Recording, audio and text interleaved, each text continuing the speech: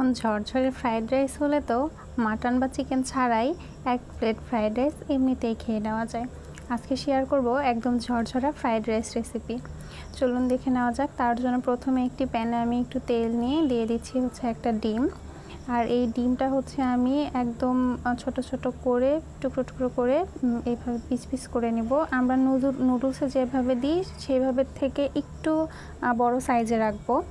আর এর ভিতরে হচ্ছে সামান্য একটু লবণ দিয়ে দিলাম, দিয়ে হচ্ছে আমি ডিমটা একটু ভালো মতো ভেজে উঠিয়ে নিচ্ছি। ডিমটা আমি পরে ইউজ করব, সেই জন্য উঠিয়ে রাখছি। এবার এই তেলেই হচ্ছে আমি দিয়ে দিব হাফ কাপের মতো পেঁয়াজ কুচি।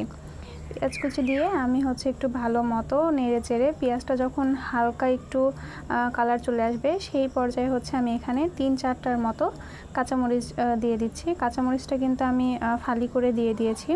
গোটা কাঁচামরিচ দিলে কিন্তু ফেটে যেতে পারে, মানে কাঁচামরিচটা ফেটে চোখে মুখে লাগতে পারে।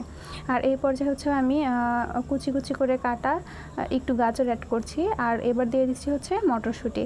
আপনারা এখানে চাইলে আরও অন্যান্য সবজি ইউজ করতে পারেন, যে কোনো ভেজিটেবল দিতে পারেন, তবে আমি হচ্ছে আজকে দুটো ভেজিটেবল দিয়েই করছি। আর এই পর্যায়ে হচ্ছে আমি দিয়ে দিচ্ছি সামান্য একটু গোলমরিচ, ক্রাশ করা গোলমরিচটা আমি দিয়ে দিচ্ছি এর ভিতরে, দিয়ে ভালোভাবে একটু নেড়ে চেড়ে নিব।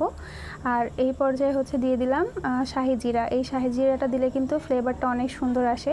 আর এবার হচ্ছে আগে থেকে ধুয়ে রাখা চাউল দিয়ে দিচ্ছি। এটা পোলাওয়ের চাউল, ধুয়ে আমি হচ্ছে পানি ঝরিয়ে একটু শুকিয়ে নিয়েছিলাম। এই স্টেপটা কিন্তু অবশ্যই ফলো করার চেষ্টা করবেন। আগে থেকে চাউলটা ধুয়ে ভালো মতো একটু ঝরঝরা করে শুকিয়ে নেবেন। আর এই পর্যায়ে হচ্ছে আমি সেই যে আগে থেকে ডিমটা ঝুরি করে রেখেছিলাম, সেই ঝুরি করা ডিমটা দিয়ে দিচ্ছি।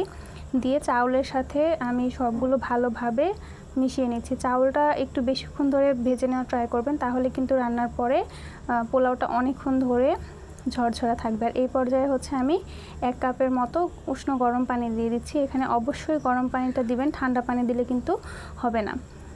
আমি প্রথমে হচ্ছে 1 কাপ দিয়ে দিচ্ছি, কারণ পরে আমার পানি আরও লাগবে।